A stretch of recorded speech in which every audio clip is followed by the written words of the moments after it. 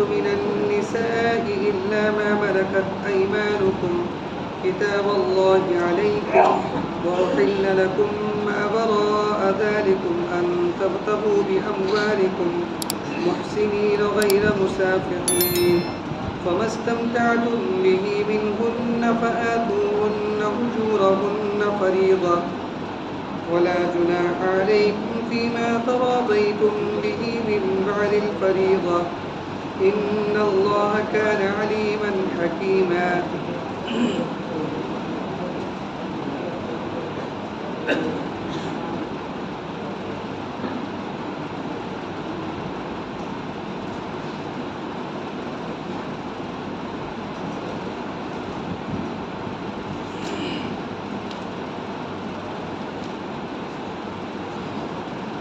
یہ 5ویں پارے کی پہلی آیت ہے، سورہ نساء کی آیت نمبر 24 ہے۔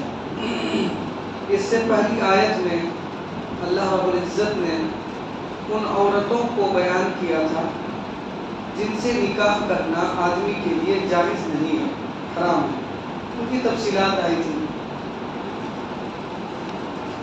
ان عورتوں کا بھی بیان کیا کہ جن سے نکاح کرنا نسب کی وجہ سے حرام ہے، ان عورتوں کو بھی بیان کیا جن سے نکاح کرنا غذاعت یعنی دودھ پلانے کی وجہ سے حرام ہے، ان عورتوں کو بھی بیان کیا جن سے نکاح کرنا مصاہرت یعنی نکاح کی وجہ سے حرام، ان تمام تفصیلات آ چکی ہیں۔ اسی مضمون سے متعلق یہ آخری آیت ہے اور اس میں ایک قسم کی عورت کا بیان ہے کہ جن سے نکاح کرنا حرام، یعنی محرمات کی ایک قسم ہے، اسی کا بیان اس آیت کے اندر ہے، باقی تمام کا بیان ہو چکا ہے۔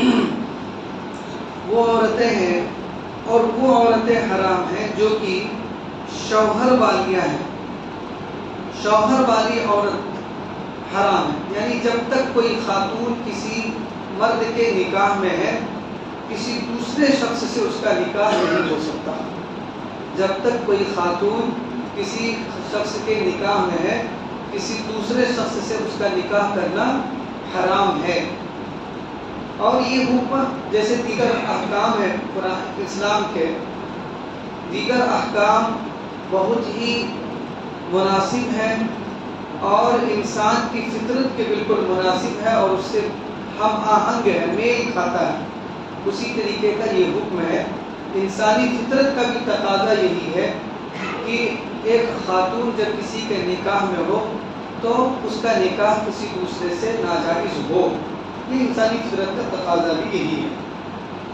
اور دنیا کے اندر بسنے والی جو قومیں ہیں ان تمام کے نزدیک بھی ایسا ہی ہے، چاہے وہ عیسائی ہو چاہے وہ یہودی ہو اور بھی دھرم ہے، ان تمام میں بھی یہی بات ہے کہ ایک خاتون سے بیک وقت ایک ہی نکاح ہو سکتا ہے۔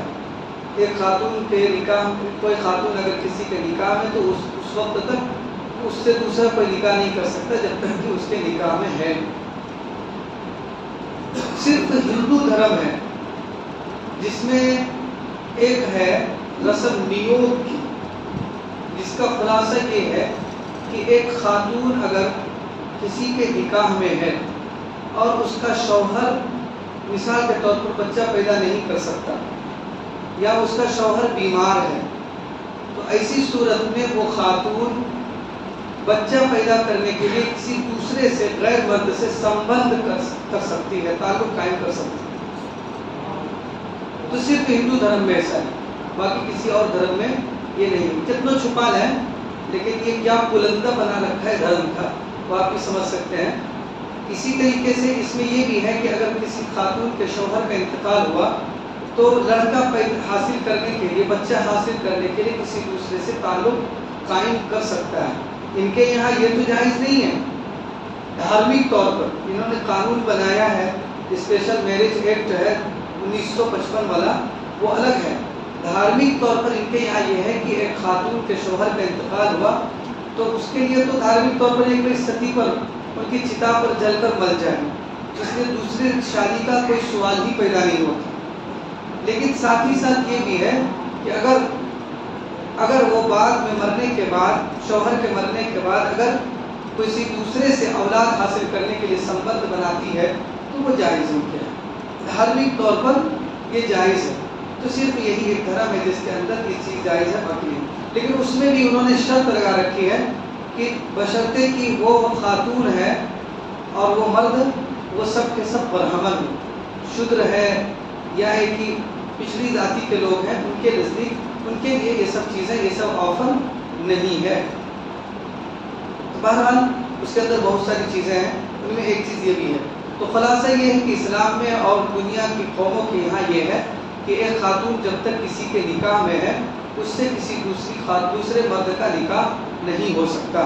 والمحصنات من النساء الا ما ملكت ايمانكم کتاب اللہ علیکم، مگر جو کہ تمہاری مملوک ہو جاوے. مملوک ہو جاوے کیا مطلب؟ یہ اسی سے ہٹ کر ہے، یعنی وہ خاتون جو شوہر والیاں ہیں اس سے نکاح کرنا حرام ہے. لیکن وہ خاتون جو شوہر والی ہے لیکن اس کا کوئی مالک ہو جائے مسلمان، یہ ترجمہ میں کر رہا ہوں، مطلب سمجھاؤں گا، تو ایسی صورت میں وہ حلال ہے.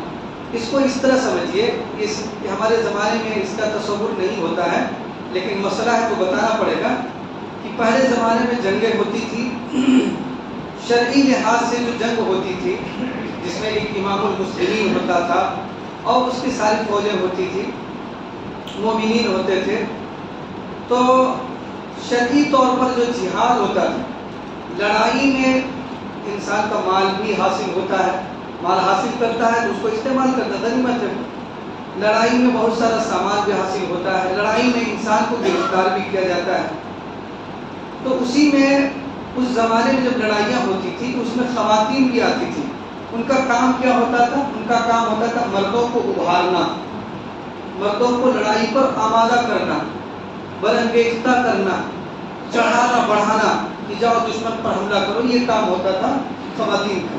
ایک کام خواتین کا یہ بھی ہوتا تھا کہ جو زخمی ہے ان کے مرہم پٹی کرنا، جو زخمی ہیں ان کے پانی پلانے کا کام کرنا.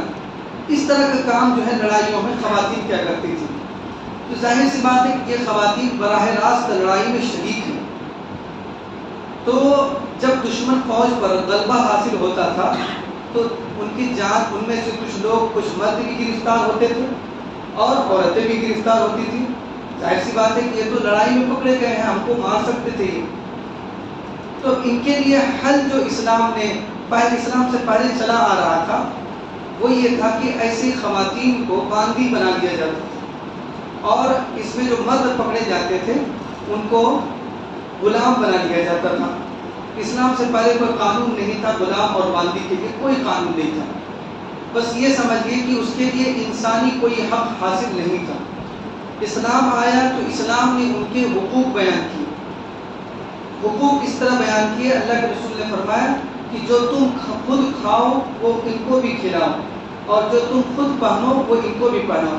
حضرت ابو ذر غفاری رضی اللہ تعالیٰ عنہ کا واقعہ ہے کہ ایک مرتبہ وہ اپنے غلام کے ساتھ آئے تو لوگوں نے دیکھا کہ ان کا لباس اور ان کے غلام کا لباس ایک جیسا ہے.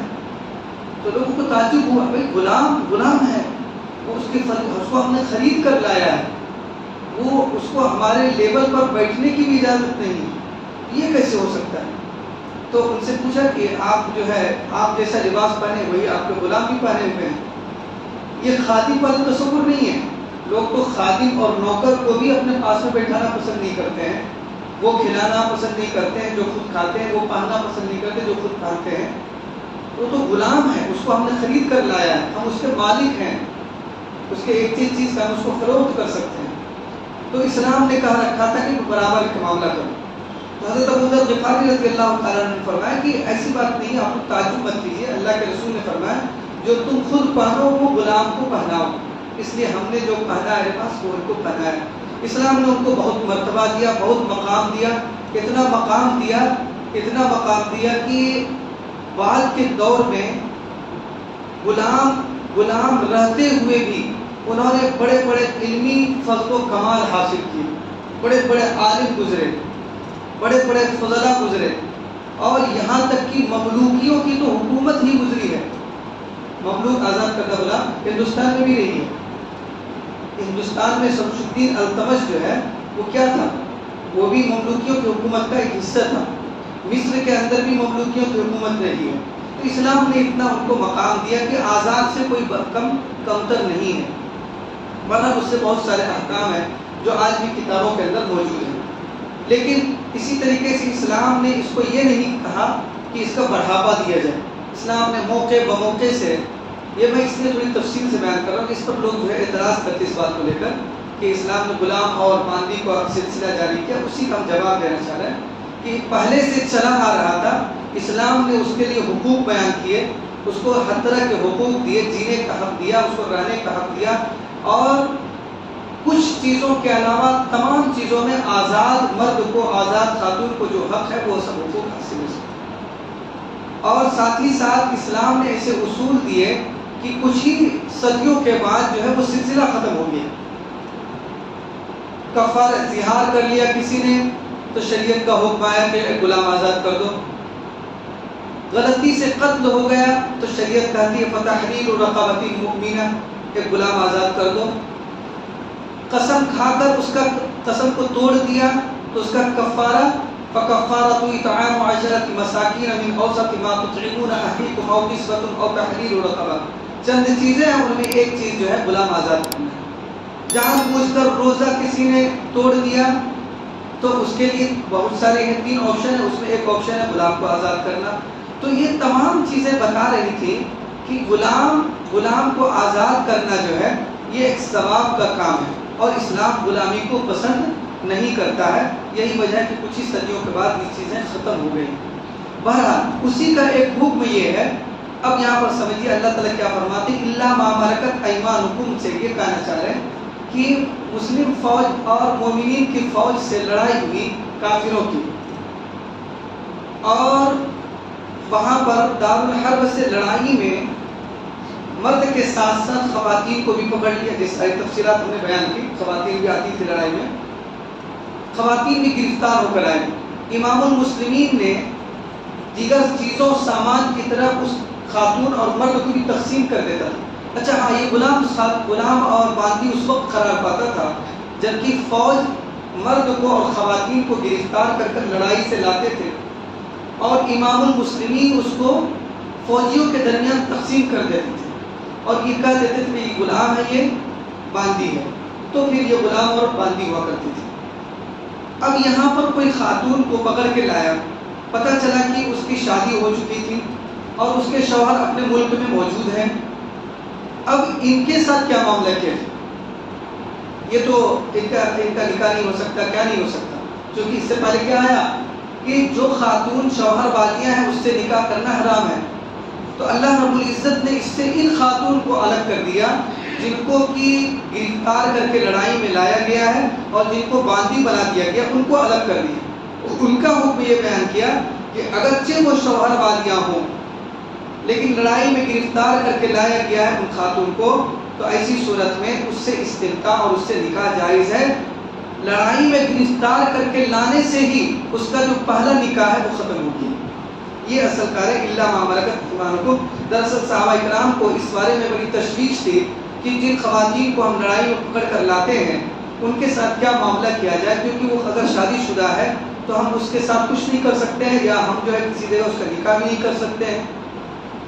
تو اسی کا جواب جو ہے اللہ رب العزت نے دیا کہ وہ خاتون اگرچہ شادی شدہ ہو لیکن پکڑ کر لے کر آ گئے ہیں اپنے پاس، وہ گرفتار ہو گئی لڑائی میں لڑتے ہوئے، تو ایسی صورت میں لڑائی میں گرفتار ہو کر لائے جانے سے ہی اس کا پہلا نکاح ختم ہو گیا. اب جو ہے اس سے دوسرا نکاح ہو سکتا ہے. یہاں پر آ کے ہاں اتنا کام کرنا ہے کہ اس کے لیے ایک حیض کا انتظار کر لینا ہے تاکہ پتہ چل جائے کہ یہ خاتون جو وہاں سے آئی ہے وہ حمل سے نہیں ہے. اب بعد میں نکاح ہو تو ایسا نہ ہو کہ پتہ نہیں چلے کہ اس کا بچہ ہے یا پہلے والے شوہر کا بچہ ہے. اسی لیے ایک حیض تک انتظار کر لیا جائے کہ ایک مرتبہ ناپاک ہو کر پاک ہو جائے تو سمجھ میں آ جائے گا کہ یہ پہلے والا معاملہ کچھ نہیں ہے، نکاح ہو سکتا ہے. اس کو شریعت میں استبراء رحم کہتے ہیں. الا ما ملکت ایمانکم، تو وہ خاتون جو کہ شوہر والیاں ہیں وہ حرام ہے ساری کی ساری، سوا وہ خواتین کے جن کو لڑائی میں پکڑ کر لائے ہیں. اور امام المسلمین نے مسلمانوں کے لیے اس مسلمانوں کے درمیان اسے تقسیم کر دیا. کتاب اللہ علیکم، یہ احکام جو ہے مقرر ہیں، جو پچھلے احکام پچھلے ہفتہ بیان کیا ہے، پچھلی آیت کے اندر جتنے بھی بیان کیے ہیں، جتنے بھی محرمات کا بیان ہے وہ اللہ رب العزت نے مقرر کیا ہے. وَأُحِلَّ لَكُم مَّا وَرَاءَ ذَلِكَ، اور ان عورتوں کے سوا اور جو عورتیں ہیں وہ تمہارے لیے حلال کی گئی ہیں. یہ جو بیان کیا گیا 4-5 قسم کی عورتیں، ان کے علاوہ جتنی بھی خواتین ہیں وہ سب کے سب حلال ہیں. چونکہ حلال عورتوں کی تعداد زیادہ تھی اس لیے صرف حرام کو بیان کر دیا. مثال کے طور پر چچا زاد بہن ہے، اس سے نکاح کرنا جائز ہے. ماما زاد خالہ زاد بہن ہے، ان سے نکاح کرنا جائز ہے. یہ سب ما وراء ذالکم میں ہیں. ان کے علاوہ جتنی عورتیں وہ سب کے سب حلال ہیں. یہاں تک کہ اگر کوئی شخص ممانی سے، ماموں کے انتقال کے بعد ممانی سے نکاح کرنا چاہے، دیکھیے میں یہ حکم نہیں دے رہا ہوں، شریعت کی نہیں کیجیے جا کے، یہ ایک مسئلہ ہے. یہ کیا ہے؟ مسئلہ ہے. کبھی ایسی سچویشن پیش آ جاتی ہے، ماموں کم عمر تھے، بھانجا بھی اتنے ہی جو ہے کم عمر ہے. اب اتفاق سے جو ماما کا انتقال ہو گیا، اب فوراً ہی شادی ہوئی تھی اس کی. ایسی سچویشن میں اگر نکاح کرنا چاہے بھانجا اپنی ممانی سے شوہر اس کے ماموں کے انتقال کے بعد، یعنی شوہر کے انتقال کے بعد، تو نکاح کرنے کی اجازت ہے. اجازت ہے، حکم نہیں کہ آپ کیجیے ہی ایسا. بہرحال ان کے علاوہ جتنی بھی خواتین ہیں ان سے نکاح کرنا جائز ہے. یہ پوری تفصیلات کے ساتھ اللہ رب العزت نے بیان کیا ہے پچھلی آیت میں. ان تبتغوا باموالکم محسنین، یعنی یہ کہ تم ان کو اپنے مالوں کے ذریعے حاصل کرو، یعنی جن سے بھی نکاح کرو ان کا مہر دے دو. یہیں پر سے لکھا ہے مفسرین نے کہ جب بھی نکاح ہوگا تو اس میں مہر ہوگا ہی ہوگا. جب بھی نکاح ہوگا اس میں مہر ضرور ہوگا. مہر اس وقت بھی ہوگا جبکہ مہر مقرر نہ کیا جائے. مہر اس وقت بھی ہوگا جبکہ یہ بھی کہہ دیا جائے کہ مہر نہیں ہوگا تب بھی مہر ہوگا. مہر سے خالی کوئی نکاح نہیں ہوگا، مہر ہر صورت میں ہوگا. ہاں الا یہ کہ مہر لینے کے بعد، مقرر کرنے کے بعد خاتون جو ہے معاف کر دے کہ اب مہر نہیں لیں گے، معاف کر دیا میں نے، تو پھر وہ معاف ہو جائے. لیکن مہر مقرر ہوگا. جس شادی میں نکاح میں مہر کا تذکرہ نہ کیا گیا ہو غلطی سے، تب بھی اس میں مہر مقرر ہو گیا. اگر پہلے سے طے ہو گیا ہے، نکاح کے وقت ذکر کرنا بھول گئے قاضی صاحب، تب بھی وہی طے ہے. اور اگر پہلے سے طے نہیں ہے، کچھ بھی طے نہیں ہوا، نکاح ہو گیا، تب بھی مہر ہوگا. اس وقت کیا مہر ہوگا؟ اس وقت جو ہے مہر مثل ہوگا. کیا ہوگا؟ مہر مثل. مہر مثل کا مطلب ہے کہ لڑکی کے خاندان کی خواتین کی جو مہر ہے وہی مقدار ہے. پھوپھی وغیرہ ہے، بہن ہے، ان لوگوں کے جو مہر ہے ان کو دیکھا جائے گا. یعنی جو رواج ہے اس طرح خاتون کے خاندان میں جو نسب چل رہا ہے وہ والا مہر ہو جائے گا. تو جب بھی نکاح ہوگا تو مہر ضرور بھی ضرور ہوگا. اگر نہیں ہے تب بھی مہر ہو جائے گا. ان تبتغوا باموالکم محسنین غیر مسافین، کم سے کم مہر کی مقدار جو ہے وہ ہے 10 درہم. امام ابو حنیفہ رحمۃ اللہ علیہ کے نزدیک 10 درہم، درہم چاندی کے سکے کو بولتے ہیں. اور اس زمانے میں تو اچھا خاصا ہو جائے گا، ہو سکتا ہے کہ 2000 کے قریب ہو جائے، 2000 سے زیادہ بھی ہو جائے. تو 10 درہم جو ہے مہر کم سے کم مقدار ہے. باقی جو ائمہ حضرات ہیں ان کے نزدیک 1 روپیہ بھی مہر ہو سکتا ہے، 2 روپیہ بھی ہو سکتا ہے، وغیرہ وغیرہ. ان تبتغوا باموالکم، یعنی کہ تم ان کو اپنے مالوں کے ذریعہ چاہو، اس طریقے سے کہ تم بیوی بناؤ، صرف مستی نکالنا نہ ہو. یعنی خواہش کو پورا کرنا مقصد نہ ہو صرف، بلکہ اس کا مقصد جو ہو وہ اپنی عفت اور پاک دامنی کو حاصل کرنا ہو. نکاح کا مقصد شہوت رانی نہ ہو، نکاح کا مقصد خواہش کو پورا کرنا نہ ہو، بلکہ عفت و عصمت ہو، گناہوں سے بچنے کا ارادہ ہو، پاکیزگی اختیار کرنے کا ارادہ ہو. نکاح سے ہمارا مقصد. فَمَسْتَمْتَعْتُمْ بِهِ مِنْهُنَّ، پھر جس طریقے سے تم ان عورتوں سے منتفع ہوئے ہو سو ان کے مہر دے دو جو کچھ مقرر کر چکے ہو. اس کا مطلب تو یہ ہے کہ اگر میاں بیوی ایک ساتھ رہ چکے ہیں تو اس کا مہر دے دو. اس کا سیدھا سادہ سا مطلب اتنا ہی ہے کہ ایک ساتھ دونوں رہ گئے، دونوں ایک ساتھ مل چکے ہیں، ایسی صورت میں پورا کا پورا مہر واجب ہو جاتا ہے. اس آیت اس ٹکڑے کا یہ مطلب ہے. اگر صرف نکاح ہوا ہے اور دونوں ایک ساتھ نہیں رہے ہیں، پھر دونوں میں جدائیگی ہو جاتی ہے یا شوہر کا انتقال ہو جاتا ہے، تو ایسی صورت میں جو مہر ہوگا وہ نصف مہر ہوگا. اگر دونوں ایک ساتھ نہیں رہے ہیں اور پھر جدائی ہو جاتی دونوں میں تو آدھا مہر ہوگا. لیکن اگر دونوں ایک ساتھ رہ چکے ہیں اور میاں بیوی کے تعلقات قائم ہو چکے ہیں تو مکمل مہر ادا کرنا پڑے گا. اس میں ایک مسئلہ آتا ہے متعہ والا. بس بتا دیتے ہیں موٹا موٹی طور پر کہ شریعت میں پہلے شروع میں بالکل یہ حکم تھا کہ وقتی طور پر کہیں پر کوئی جائے تو وقتی طور پر کسی سے خاتون سے نکاح کر لو. مثال کے طور پر تجارت کی غرض سے پہلے زمانے میں ہوتا تھا 1 مہینہ آپ تجارت کی غرض سے کہیں پر گئے ہیں 1 مہینے کے لیے کسی خاتون سے نکاح کر لیں. اس کو متعہ کہا جاتا تھا. اس کے لیے وہ اپنا چارج جو بھی فیس جو بھی مہر ہوتا تھا وہ مقرر کرتی تھی. اب اس میں جو ہے وہ آنے والے مرد کا فائدہ ہو جاتا تھا. مہینوں رہ رہے 6 مہینے کے لیے رہ رہے تو اس میں ان کو ایک گھر میں خاتون مل جاتی تھی. لیکن بعد میں یہ حکم جو ہے منسوخ ہو گیا. بالکل اسپشٹ ہے اہل سنت والجماعت کا بالکل متفقہ عقیدہ ہے کہ متعہ اب جائز نہیں ہے، وہ حرام ہے. متعہ اب جائز نہیں ہے، منسوخ ہو چکا ہے.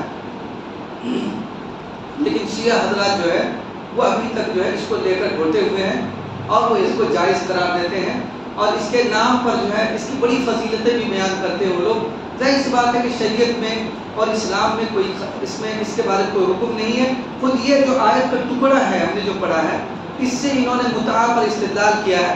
لیکن مفسرین اکرام اور کہیں پر سے بھی متعہ ثابت اس سے نہیں ہوتا ہے.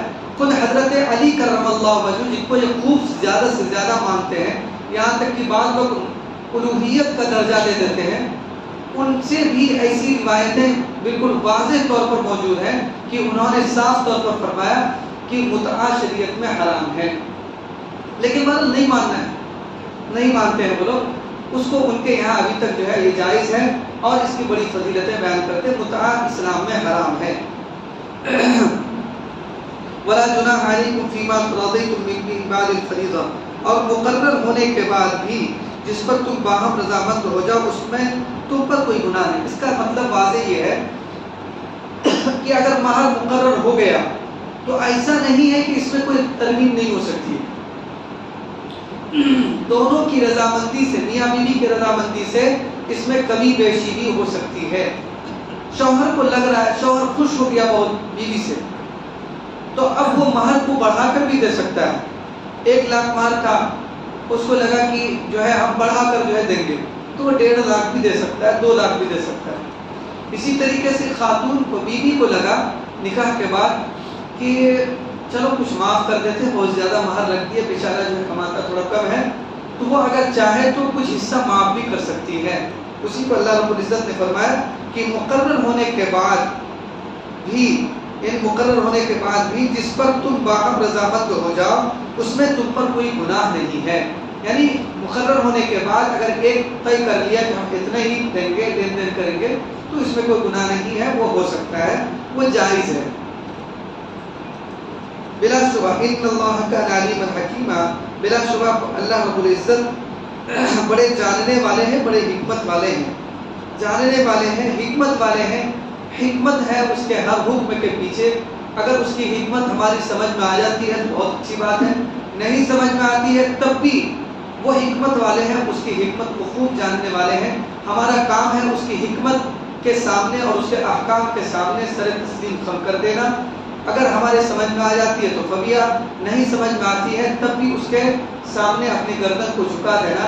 یہ عبادت ہے اور یہی بندگی ہے. اللہ رب العزت ہم سب کو قرآن کے احکام کو سمجھنے کی توفیق عطا فرمائے، قرآن کی صحیح سمجھ عطا فرمائے. سبحان اللہ و بحمدہ، سبحانک اللہم و بحمدک، نشہد ان لا الہ الا انت، نستغفرک و نتوب الیک. سبحان ربک رب العزة عما یصفون، وسلام علی المرسلین، والحمد للہ رب العالمین.